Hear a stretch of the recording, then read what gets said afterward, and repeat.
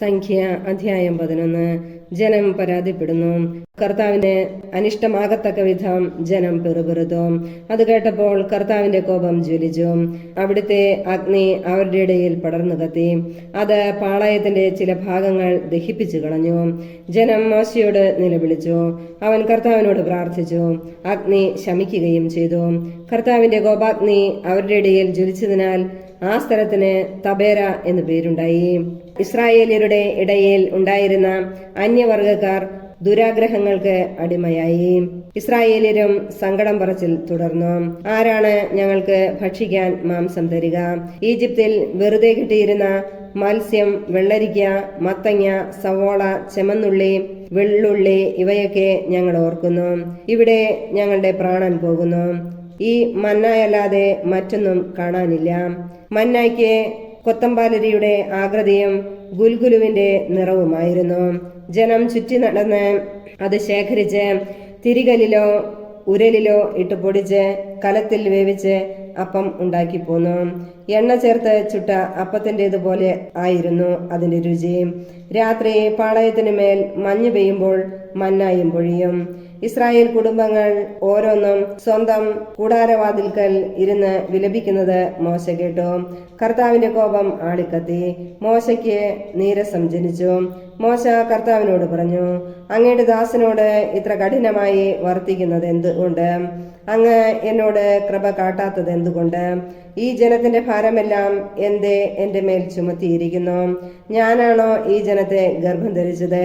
അവരുടെ പിതാക്കന്മാർക്ക് അവിടുന്ന് വാഗ്ദാനം ചെയ്ത ദേശത്തേക്ക് മുല കുടിക്കുന്ന കുഞ്ഞിനെ ധാത്രി എന്ന പോലെ മാറിൽ വഹിച്ചു കൊണ്ടുപോകുക എന്ന് എന്നോട് പറയുവാൻ ഞാനാണോ അവരെ പ്രസവിച്ചത്?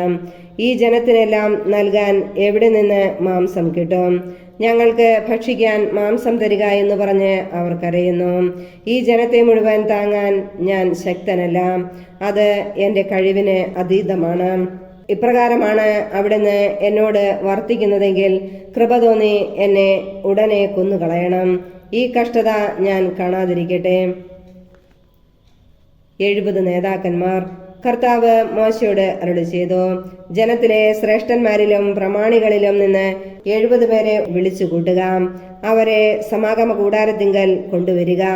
അവർ അവിടെ നിന്നോടൊപ്പം നിൽക്കട്ടെ. ഞാൻ ഇറങ്ങി വന്ന് നിന്നോട് സംസാരിക്കും. നിന്റെ മേലുള്ള ചൈതന്യത്തിൽ നിന്ന് ഒരു ഭാഗം അവരിലേക്ക് ഞാൻ പകരും. ജനത്തിന്റെ ചുമതല നിന്നോടൊപ്പം അവരും വഹിക്കും. നീ ഒറ്റയ്ക്ക് വഹിക്കേണ്ട. ജനത്തോട് പറയുക, നാളത്തേക്ക് നിങ്ങളെ തന്നെ ശുദ്ധീകരിക്കുക. നിങ്ങൾക്ക് ഭക്ഷിക്കാൻ മാംസം ലഭിക്കും. ഞങ്ങൾക്ക് ഭക്ഷിക്കാൻ മാംസം ആര് തരും? ഈജിപ്തിൽ ഞങ്ങൾ സന്തുഷ്ടരായിരുന്നു എന്ന് കർത്താവിനോട് നിങ്ങൾ പരാതിപ്പെട്ടു. അതിനാൽ കർത്താവ് നിങ്ങൾക്ക് മാംസം തരും. നിങ്ങൾ ഭക്ഷിക്കുകയും ചെയ്യും. 1, 2, 5, 10, 20 ദിവസത്തേക്കല്ല നിങ്ങൾ അത് തിന്നുക. നിങ്ങളുടെ മൂക്കിലൂടെ പുറത്തു വന്ന് ഓക്കാനം വരുന്നതുവരെ 1 മാസത്തേക്ക് നിങ്ങൾ അത് ഭക്ഷിക്കും. എന്തുകൊണ്ടെന്നാൽ നിങ്ങളുടെ ഇടയിൽ വസിക്കുന്ന കർത്താവിനെ നിങ്ങൾ ഉപേക്ഷിക്കുകയും ഈജിപ്തിൽ നിന്ന് പോന്നത് ബുദ്ധിമോശമായി പോയി എന്ന് വിലപിക്കുകയും ചെയ്തു.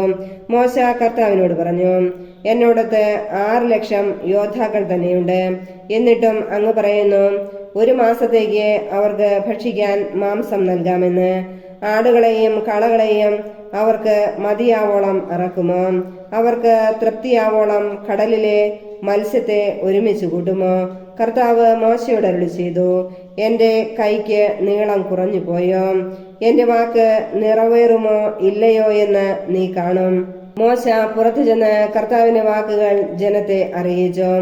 അവരുടെ നേതാക്കളിൽ നിന്ന് 70 പേരെ ഒരുമിച്ച് കൂട്ടി കൂടാരത്തിന് ചുറ്റും നിർത്തി. കർത്താവ് മേഘത്തിൽ ഇറങ്ങി വന്ന് അവനോട് സംസാരിച്ചു. അവിടുന്ന് മോശയുടെ മേലുണ്ടായിരുന്ന ചൈതന്യത്തിൽ ഒരു ഭാഗം 70 നേതാക്കന്മാരുടെ മേൽ പകർന്നു. അപ്പോൾ അവർ പ്രവചിച്ചു. പിന്നീട് അവർ പ്രവചിച്ചിട്ടില്ല. എൽദാദ്, മെദാദ് എന്നീ 2 പേർ പാളയത്തിനുള്ളിൽ തന്നെ കഴിഞ്ഞു. അവർക്കും ചൈതന്യം ലഭിച്ചു. അവർ പട്ടികയിൽ ഉൾപ്പെട്ടിരുന്നെങ്കിലും കൂടാരത്തിന്റെ സമീപത്തേക്ക് പോയിരുന്നില്ല. അവർ പാളയത്തിനുള്ളിൽ വച്ച് തന്നെ പ്രവചിച്ചു. എൽദാദും മെദാദും പാളയത്തിൽ വച്ച് പ്രവചിക്കുന്നുവെന്ന് ഒരു യുവാവ് ഓടിച്ചെന്ന് മോശയോട് പറഞ്ഞു. ഇത് കേട്ട് നൂനിന്റെ മകനും മോശയുടെ തിരഞ്ഞെടുക്കപ്പെട്ട ശുശ്രൂഷകരിൽ ഒരുവനുമായ ജോഷുവ പറഞ്ഞു, പ്രഭോ, അവരെ വിലക്കുക.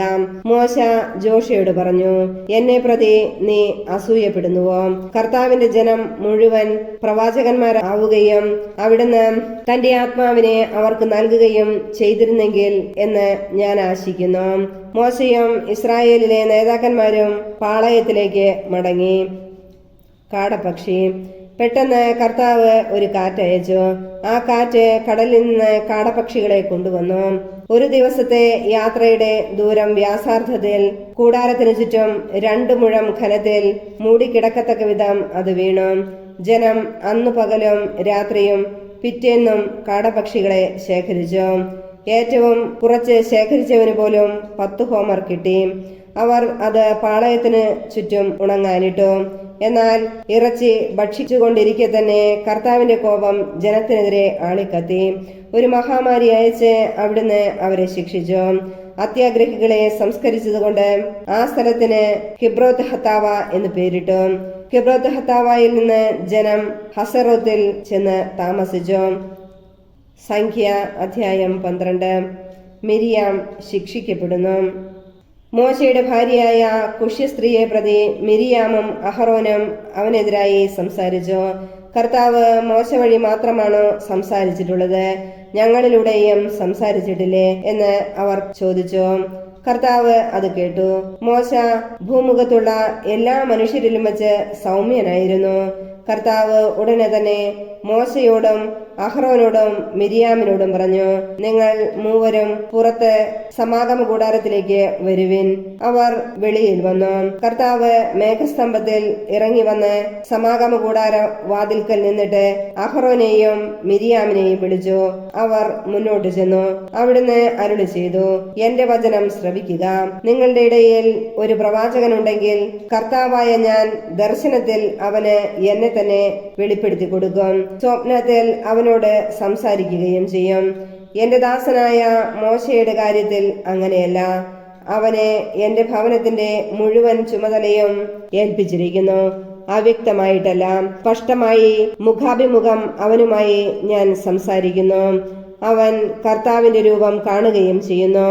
അങ്ങനെയിരിക്കെ എന്റെ ദാസനായ മോശയ്ക്കെതിരായി സംസാരിക്കാൻ നിങ്ങൾ ഭയപ്പെടാതിരുന്നത് എന്തുകൊണ്ട്? കർത്താവിന്റെ കോപം അവർക്കെതിരെ ജ്വലിച്ചു. അവിടുന്ന് അവരെ വിട്ടുപോയി. കൂടാരത്തിന്റെ മുകളിൽ നിന്ന് മേഘം നീങ്ങിയപ്പോൾ മിരിയാം കുഷ്ഠം പിടിച്ച് മഞ്ഞുപോലെ വെളുത്തു. അഹറോൻ തിരിഞ്ഞു നോക്കിയപ്പോൾ അവൾ കുഷ്ഠരോഗിണിയായി തീർന്നത് കണ്ടു. അഹറോൻ മോശയോട് പറഞ്ഞു, പ്രഭോ, ഞങ്ങൾ ബുദ്ധിഹീനമായിട്ടാണ് പ്രവർത്തിച്ചത്. ആ പാപം ഞങ്ങളുടെ മേൽ ചുമത്തരുതേ. ഗർഭപാത്രത്തിൽ നിന്ന് പുറത്തു വരുമ്പോൾ തന്നെ ശരീരം പകുതി അഴുകിയിരിക്കുന്ന മരിച്ച ശിശുവിനെ പോലെ അവൾ ആകരുതേ.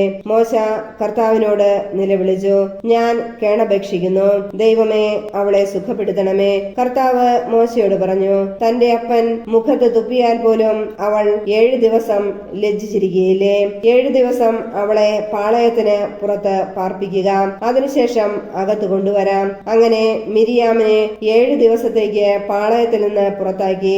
അവളെ അകത്ത് പ്രവേശിപ്പിക്കുന്നതുവരെ ജനം യാത്ര പുറപ്പെട്ടില്ല. അതിനുശേഷം അവർ ഹസേറോത്തിൽ നിന്ന് പുറപ്പെട്ട് പാരാൻ മരുഭൂമിയിൽ പാളയമടിച്ചു. സംഖ്യ അധ്യായം 13. കാനാൻ ദേശം ഉറ്റുനോക്കുന്നു. കർത്താവ് മോശയോട് അരുളി ചെയ്തു, ഞാൻ ഇസ്രായേലിന് നൽകുന്ന കാനാൻ ദേശം ഉറ്റുനോക്കാൻ ഓരോ ഗോത്രത്തിലും നിന്ന് ഓരോ നേതാവിനെ അയക്കുക. കർത്താവിന്റെ കൽപ്പനയനുസരിച്ച് പാരാൻ മരുഭൂമിയിൽ നിന്ന് മോശ അവരെ അയച്ചു. അവർ ഇസ്രായേലിലെ തലവന്മാരായിരുന്നു. അയച്ചത് ഇവരെയാണ്: റൂബൻ ഗോത്രത്തിൽ നിന്ന് സക്കൂറിന്റെ മകൻ ഷമുവ, ശിമയോൻ ഗോത്രത്തിൽ നിന്ന് ഹോറിയുടെ മകൻ ഷാഫാത്ത്, യൂദാ ഗോത്രത്തിൽ നിന്ന് യെഫുന്നയുടെ മകൻ കാലെബ്, ഇസാക്കർ ഗോത്രത്തിൽ നിന്ന് ജോസഫിന്റെ മകൻ ഈഗാൽ, എഫ്രായിം ഗോത്രത്തിൽ നിന്ന് നൂനിന്റെ മകൻ ഹോഷയ, ബെഞ്ചമിൻ ഗോത്രത്തിൽ നിന്ന് റാഫുവിന്റെ മകൻ പൽത്തി, സെബുലൂൺ ഗോത്രത്തിൽ നിന്ന് സോദിയുടെ മകൻ ഗദ്ദിയേൽ, ജോസഫിന്റെ മനാസയുടെ ഗോത്രത്തിൽ നിന്ന് സൂസിയുടെ മകൻ ഗദ്ദി, ദാൻ ഗോത്രത്തിൽ നിന്ന് ഗമലിയുടെ മകൻ അമ്മിയേൽ, ആഷേർ ഗോത്രത്തിൽ നിന്ന് മിഖായേലിന്റെ മകൻ സെത്തൂർ, നഫ്താലി ഗോത്രത്തിൽ നിന്ന് ഓഫെസിയുടെ മകൻ നഹ്ബി. ഗാദ് ഗോത്രത്തിൽ നിന്ന് മാക്കിയുടെ മകൻ ഗവുവേൽ. ദേശം ഒറ്റുനോക്കാൻ മോശ അയച്ചവരാണ് ഇവർ. നൂനിന്റെ മകൻ ഹോഷയായിക്ക് മോശ ജോഷുവ എന്ന് പേര് കൊടുത്തു. ചാരവൃത്തിക്ക് അയക്കുമ്പോൾ മോശ അവരോട് ഇങ്ങനെ പറഞ്ഞു: ഇവിടെ നിന്ന് നെഗബിലേക്കും തുടർന്ന് മലമ്പ്രദേശത്തേക്കും പോകുവിൻ. നാട് ഏതു വിധമുള്ളതാണ്? അവിടുത്തെ ജനങ്ങൾ ശക്തരോ ബലഹീനരോ? അവർ എണ്ണത്തിൽ കുറവോ കൂടുതലോ? അവർ വസിക്കുന്ന സ്ഥലം നല്ലതോ ചീത്തയോ? അവർ വസിക്കുന്ന നഗരങ്ങൾ വെറും കൂടാരങ്ങളോ മതിൽ കെട്ടി ഉറപ്പിച്ചതോ? ഭൂമി ഫലപുഷ്ടിയുള്ളതോ അല്ലാത്തതോ? വൃക്ഷസമ്പത്തുള്ളതോ ഇല്ലാത്തതോ എന്ന് പരിശോധിക്കണം. ധൈര്യം അവലംബിക്കുവിൻ. ആ ദേശത്ത് നിന്ന് കുറച്ച് ഫലങ്ങളും കൊണ്ടുവരണം. മുന്തിരി പഴുത്തു തുടങ്ങുന്ന കാലമായിരുന്നു അത്. അവർ പോയി സീൻ മരുഭൂമി മുതൽ ഹമാത്തിന്റെ കവാടത്തിനടുത്തുള്ള റഹോബ് വരെയുള്ള പ്രദേശം രഹസ്യമായി നിരീക്ഷിച്ചു. അവർ നെഗബ് കടന്ന് ഹെബ്രോണിലെത്തി. അവിടെ അനാക്കിന്റെ പിന്തുടർച്ചക്കാരായ അഹിമാൻ, ഷേഷായി, തൽമായി എന്നിവർ വസിച്ചിരുന്നു. ഹെബ്രോൺ ഈജിപ്തിലെ സോവാനിനേക്കാൾ 7 വർഷം മുമ്പ് പണിതതാണ്. അവർ എഷ്കോൾ താഴ്വരയിൽ നിന്ന് ഒരു മുന്തിരി കൊമ്പ് കുലയോടുകൂടെ മുറിച്ചെടുത്ത് 2 പേർ തണ്ടിന്മേൽ ചുമന്നുകൊണ്ടു പോന്നു. കുറെ മാതളപ്പഴങ്ങളും അത്തിപ്പഴവും അവർ കൊണ്ടുവന്നു. ഇസ്രായേൽക്കാർ മുന്തിരിക്കുല മുറിച്ചെടുത്തത് നിമിത്തം ആ സ്ഥലത്തിന് എഷ്കോൾ താഴ്വര എന്ന് പേര് കിട്ടി. 40 ദിവസത്തെ രഹസ്യ നിരീക്ഷണത്തിന് ശേഷം അവർ മടങ്ങി. അവർ പാരാൻ മരുഭൂമിയിലുള്ള കാദഷിൽ വന്ന് മോശയെയും അഹ്റോനെയും ഇസ്രായേൽ ജനം മുഴുവനെയും വിവരമറിയിച്ചു. ആ ദേശത്തെ പഴങ്ങൾ കാണിക്കുകയും ചെയ്തു. അവർ അവനോട് പറഞ്ഞു: നീ പറഞ്ഞയച്ച ദേശത്ത് ഞങ്ങൾ ചെന്നു. പാലും തേനും ഒഴുകുന്നതാണ് അത്. ഇതാ അവിടുത്തെ പഴങ്ങൾ. എന്നാൽ അവിടുത്തെ ജനങ്ങൾ മല്ലന്മാരാണ്. പട്ടണങ്ങൾ വളരെ വിശാലവും കോട്ടകളാൽ ചുറ്റപ്പെട്ടതുമാണ്. മാത്രമല്ല അനാക്കിന്റെ വർഗക്കാരെയും ഞങ്ങൾ അവിടെ കണ്ടു. അമലേക്യർ നെഗബിലും ഹിത്യരും ജബൂസ്യരും അമോര്യരും പർവ്വതങ്ങളിലും കാനാന്യർ കടലോരത്തും ജോർദാൻ തീരത്തും വസിക്കുന്നു. മോശയുടെ ചുറ്റും കൂടിയ ജനത്തെ നിശബ്ദരാക്കിയിട്ട് കാലേബ് പറഞ്ഞു: നമുക്ക് ഉടനെ പോയി ആ ദേശം കൈവശപ്പെടുത്താം. അത് കീഴടക്കാനുള്ള ശക്തി നമുക്കുണ്ട്. എന്നാൽ അവിടുത്തെ ജനങ്ങളെ കീഴ്പ്പെടുത്താൻ നമുക്ക് കഴിവില്ല. അവർ നമ്മേക്കാൾ ശക്തന്മാരാണ് എന്ന് അവനോടുകൂടെ പോയിരുന്നവർ അഭിപ്രായപ്പെട്ടു. അങ്ങനെ തങ്ങൾ കണ്ട സ്ഥലത്തെക്കുറിച്ച് ജനത്തിന് തെറ്റായ ധാരണ നൽകിക്കൊണ്ട് അവർ പറഞ്ഞു: ഞങ്ങൾ ഒറ്റുനോക്കിയ ദേശം അവിടെ വസിക്കാൻ ചെല്ലുന്നവരെ വിഴുങ്ങിക്കളയുന്നതാണ്. അവിടെ ഞങ്ങൾ കണ്ട മനുഷ്യരോ അതികായന്മാർ. നെഫിലിമിൽ നിന്ന് വന്ന അനാക്കിന്റെ മല്ലന്മാരായ മക്കളെ അവിടെ ഞങ്ങൾ കണ്ടു. അവരുടെ മുമ്പിൽ ഞങ്ങൾ വെറും വിട്ടിലുകളാണെന്ന് ഞങ്ങൾക്ക് തോന്നി. അവർക്ക് ഞങ്ങളെക്കുറിച്ച് അങ്ങനെ തോന്നിയിരിക്കണം. സംഖ്യ അധ്യായം 14. ജനം പരാതിപ്പെടുന്നു. രാത്രി മുഴുവൻ ജനം ഉറക്കെ നിലവിളിച്ചു. അവർ മോശയ്ക്കും അഹ്റോനുമെതിരായി പെറുപെറുത്തു. അവർ പറഞ്ഞു: ഈജിപ്തിൽ വച്ച് ഞങ്ങൾ മരിച്ചിരുന്നെങ്കിൽ, ഈ മരുഭൂമിയിൽ വെച്ച് ഞങ്ങൾ മരിച്ചെങ്കിൽ, വാളിന് ഇരയാകാൻ കർത്താവ് ഞങ്ങളെ ഈ ദേശത്തേക്ക് കൊണ്ടുവന്നതെന്തിന്? ഞങ്ങളുടെ ഭാര്യമാരും കുഞ്ഞുങ്ങളും ശത്രുക്കൾക്ക് ഇരയായി തീരുമല്ലോ. ഈജിപ്തിലേക്ക് തിരികെ പോകുന്നതല്ലേ നല്ലത്. അവർ പരസ്പരം പറഞ്ഞു: നമുക്ക് ഒരു തലവനെ തിരഞ്ഞെടുത്ത് അവന്റെ കീഴിൽ ഈജിപ്തിലേക്ക് തിരികെ പോകാം.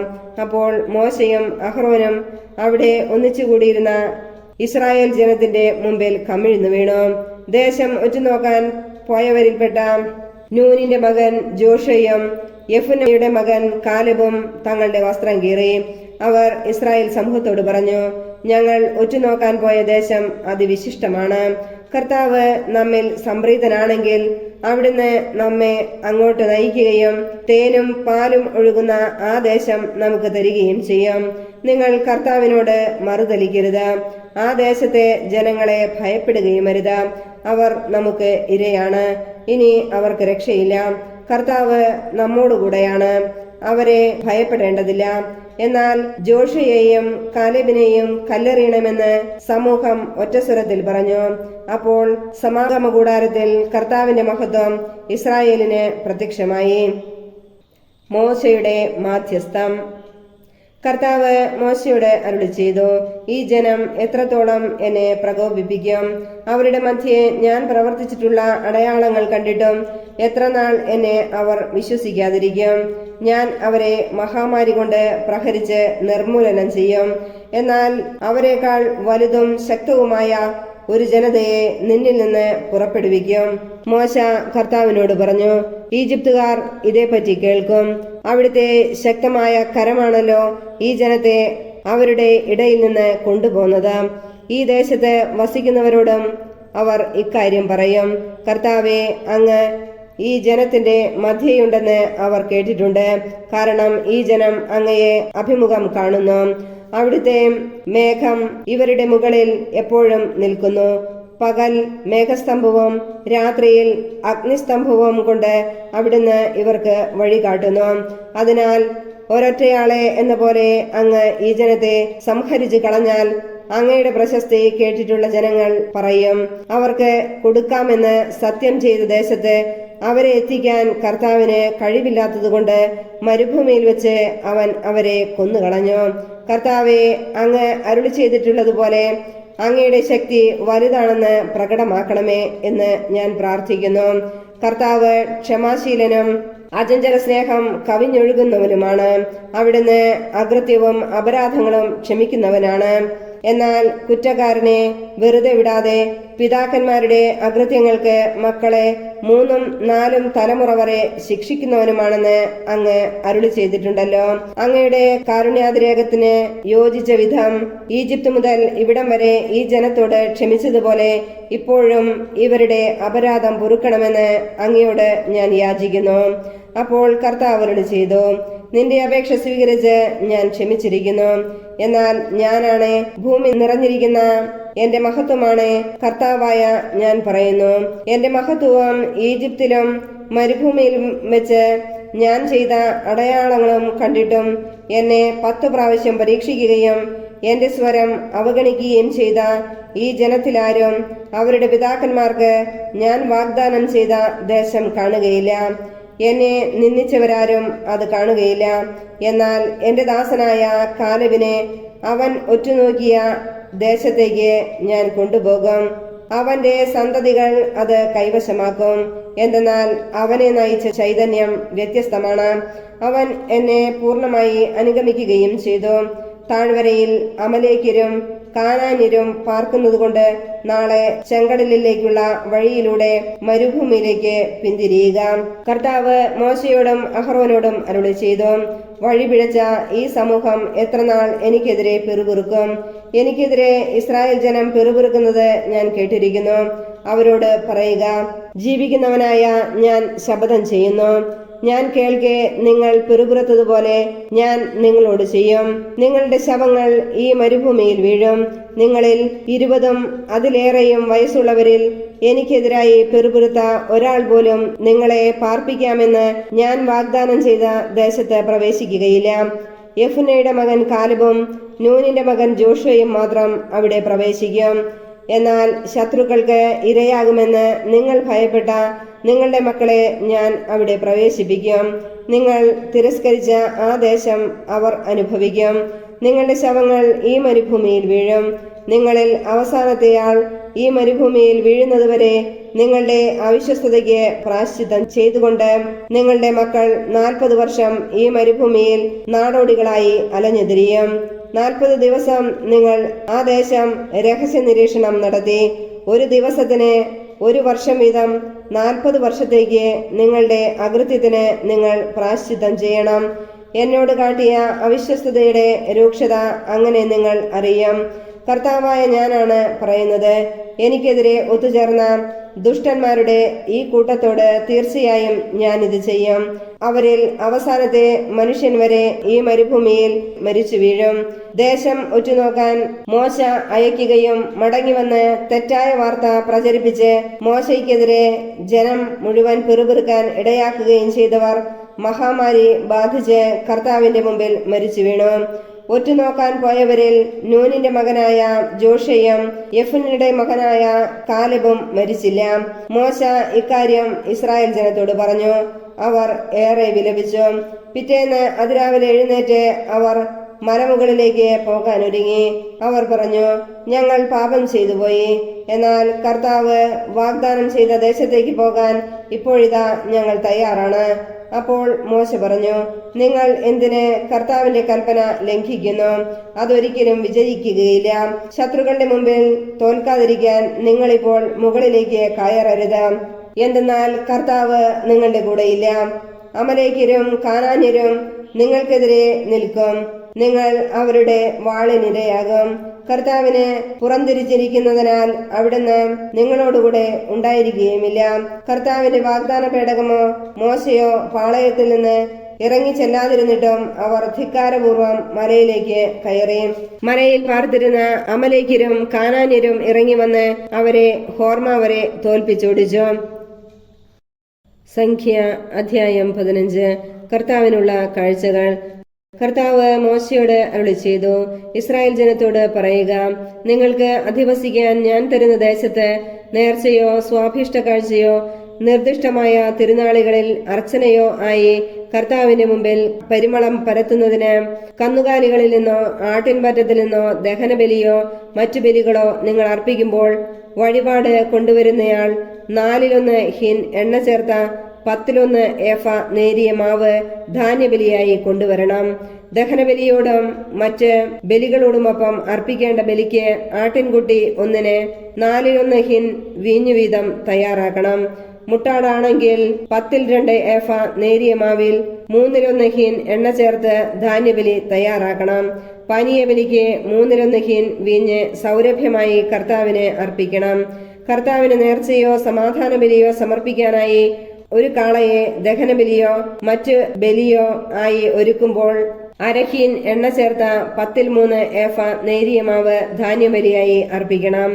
ദഹനബലിയോടൊപ്പം കർത്താവിന് മുമ്പിൽ പരിമളം പരത്താനായി 1/2 ഹിൻ വീഞ്ഞ് പാനീയബലിയായും അർപ്പിക്കണം. കാളക്കുട്ടി, മുട്ടാട്, ആട്ടിൻകുട്ടി, കോലാട്ടിൻകുട്ടി ഇവയിലേതായാലും ഇപ്രകാരം തന്നെ ചെയ്യണം. അർപ്പിക്കുന്ന ബലിമൃഗങ്ങളുടെ എണ്ണമനുസരിച്ച് ഓരോന്നിനും ഇങ്ങനെ ചെയ്യണം. സ്വദേശികൾ കർത്താവിന് സുഗന്ധവാഹിയായ ദഹനബലി അർപ്പിക്കുമ്പോൾ ഇങ്ങനെ തന്നെ അനുഷ്ഠിക്കണം. തൽക്കാലത്തേക്ക് നിങ്ങളുടെ കൂടെ താമസിക്കുന്ന പരദേശിയോ നിങ്ങളുടെ ഇടയിൽ സ്ഥിരതാമസമാക്കിയ ഒരുവനോ കർത്താവിന് സുഗന്ധവാഹിയായ ദഹനബലി അർപ്പിക്കാൻ ആഗ്രഹിക്കുന്നെങ്കിൽ നിങ്ങൾ ചെയ്യുന്നത് പോലെ തന്നെ അവനും ചെയ്യണം. സമൂഹത്തിന് മുഴുവൻ നിങ്ങൾക്കും നിങ്ങളോടുകൂടെ വസിക്കുന്ന പരദേശികൾക്കും എക്കാലവും ഒരേ നിയമം ആയിരിക്കും. നിങ്ങളും പരദേശികളും കർത്താവിന്റെ മുമ്പിൽ ഒന്നുപോലെ തന്നെ. നിങ്ങൾക്കും നിങ്ങളോടുകൂടെ വസിക്കുന്ന പരദേശികൾക്കും ഒരേ നിയമവും ചട്ടവുമായിരിക്കണം. കർത്താവ് മോശയോട് അരുളി ചെയ്തു, ഇസ്രായേൽ ജനത്തോട് പറയുക, ഞാൻ കൊണ്ടുപോകുന്ന നാട്ടിൽ എത്തിക്കഴിഞ്ഞ് അവിടെ നിന്ന് ആഹാരം കഴിക്കുമ്പോൾ നിങ്ങൾ കർത്താവിന് കാഴ്ചയർപ്പിക്കണം. ആദ്യം കുഴയ്ക്കുന്ന മാവ് കൊണ്ട് ഒരപ്പം ഉണ്ടാക്കി കർത്താവിന് കാഴ്ചയായി സമർപ്പിക്കണം. മെതിക്കളത്തിൽ നിന്നുള്ള സമർപ്പണം പോലെ അതും നിരാജനം ചെയ്യണം. ആദ്യം കുഴയ്ക്കുന്ന മാവിൽ നിന്ന് തലമുറ തോറും നിങ്ങൾ കർത്താവിന് കാഴ്ച സമർപ്പിക്കണം. കർത്താവ് മോശ വഴി നൽകിയ കൽപ്പനയ്ക്കെതിരായി അന്നു മുതൽ നിങ്ങളും നിങ്ങളുടെ സന്താനങ്ങളും സമൂഹത്തിന്റെ ശ്രദ്ധയിൽപ്പെടാതെ അബദ്ധവശാൽ തെറ്റ് ചെയ്യാൻ ഇടയായാൽ സമൂഹം മുഴുവനും കൂടി ഒരു കാളക്കുട്ടിയെ കർത്താവിന് സുഗന്ധവാഹിയായ ദഹനബലിയായി അർപ്പിക്കണം. അതോടൊപ്പം വിധിപ്രകാരം ധാന്യബലിയും പാനീയബലിയും അർപ്പിക്കണം. പാപപരിഹാര ബലിയായി ഒരു മുട്ടാടിനെയും അർപ്പിക്കണം. പുരോഹിതൻ ഇസ്രായേൽ സമൂഹം മുഴുവനും വേണ്ടി പരിഹാരം ചെയ്യണം. അപ്പോൾ അവർക്ക് മോചനം ലഭിക്കും. കാരണം അബദ്ധത്തിൽ പിണഞ്ഞ തെറ്റാണത്. അതിന് അവർ കർത്താവിന് ദഹനബലിയും പാപപരിഹാര ബലിയും സമർപ്പിച്ചു. ഇസ്രായേൽ സമൂഹത്തിനും അവരുടെ ഇടയിലെ വിദേശികൾക്കും മോചനം ലഭിക്കും. ജനങ്ങളെല്ലാം തെറ്റിലായിരുന്നല്ലോ. ഒരാൾ അറിയാതെ തെറ്റ് ചെയ്തു പോയാൽ അവൻ പാപപരിഹാര ബലിയായി 1 വയസ്സുള്ള പെണ്ണാടിനെ കാഴ്ചവെക്കണം. മനഃപൂർവമല്ലാത്ത തെറ്റിന് പുരോഹിതൻ കർത്തൃസന്നിധിയിൽ പരിഹാരമനുഷ്ഠിക്കട്ടെ, അവന് മോചനം ലഭിക്കും. അറിയാതെ ചെയ്യുന്ന തെറ്റിന് ഇസ്രായേൽക്കാരനും അവരുടെ ഇടയിൽ വസിക്കുന്ന വിദേശിക്കും ഒരേ നിയമം തന്നെയാണ്. കരുതിക്കൂട്ടി തെറ്റ് ചെയ്യുന്ന സ്വദേശിയും വിദേശിയും കർത്താവിനെ അധിക്ഷേപിക്കുന്നു. അവനെ ജനത്തിൽ നിന്ന് വിച്ഛേദിക്കണം. അവൻ കർത്താവിന്റെ വചനത്തെ നിന്ദിക്കുകയും അവിടുത്തെ കൽപ്പന ലംഘിക്കുകയും ചെയ്തതുകൊണ്ട് അവനെ തീർത്തും പുറന്തള്ളണം. സ്വന്തം അകൃത്യത്തിന്റെ ഫലം അവൻ അനുഭവിക്കണം. സാബത്ത് ലംഘനം. ഇസ്രായേൽ ജനം മരുഭൂമിയിൽ കഴിഞ്ഞിരുന്ന കാലത്ത് ഒരാൾ സാബത്ത് നാളിൽ വിറക് ശേഖരിച്ചു. അത് കണ്ടവർ അവനെ സമൂഹത്തിന് മുമ്പിൽ മോശയുടെയും അഹറോന്റെയും അടുത്ത് കൊണ്ടുവന്നു. എന്തു ചെയ്യണമെന്ന് വ്യക്തമാകാതിരുന്നത് മൂലം അവർ അവനെ തടഞ്ഞുവെച്ചു. അപ്പോൾ കർത്താവ് മോശയോട് അരുളി ചെയ്തു, ആ മനുഷ്യൻ വധിക്കപ്പെടണം. പാളയത്തിന് പുറത്തുവച്ച് ജനം ഒന്നു ചേർന്ന് അവനെ കല്ലെറിയട്ടെ. കർത്താവ് കൽപ്പിച്ചതുപോലെ ജനം പാളയത്തിന് വെളിയിൽ വെച്ച് അവനെ കല്ലെറിഞ്ഞു കൊന്നു. കർത്താവ് മോശയോട് അരുളി ചെയ്തു, എക്കാലവും തങ്ങളുടെ വസ്ത്രത്തിന്റെ വിളുമ്പുകളിൽ തൊങ്ങലുകൾ പിടിപ്പിക്കാനും തൊങ്ങലുകളിൽ നീലനാടകൾ കെട്ടാനും ഇസ്രായേല്യരോട് കൽപ്പിക്കുക. ഹൃദയത്തിന്റെയും കണ്ണുകളുടെയും ചായ്വനുസരിച്ച് യഥേഷ്ടം ചരിക്കാനുള്ള നിങ്ങളുടെ പ്രവണതയെ പിഞ്ചല്ലാതെ കർത്താവിന്റെ കൽപ്പനകളെല്ലാം ഓർത്ത് പാലിക്കുന്നതിന് ഈ തൊങ്ങലുകൾ അടയാളമായിരിക്കും. അങ്ങനെ നിങ്ങൾ എന്റെ കൽപ്പനകൾ ഓർത്ത് അനുഷ്ഠിക്കുകയും നിങ്ങളുടെ ദൈവത്തിന്റെ മുമ്പിൽ വിശുദ്ധരായിരിക്കുകയും വേണം. നിങ്ങളുടെ ദൈവമായിരിക്കേണ്ടതിന് നിങ്ങളെ ഈജിപ്തിൽ നിന്ന് കൊണ്ടുവന്ന നിങ്ങളുടെ ദൈവമായ കർത്താവാണ് ഞാനാണ് നിങ്ങളുടെ ദൈവമായ കർത്താവ്.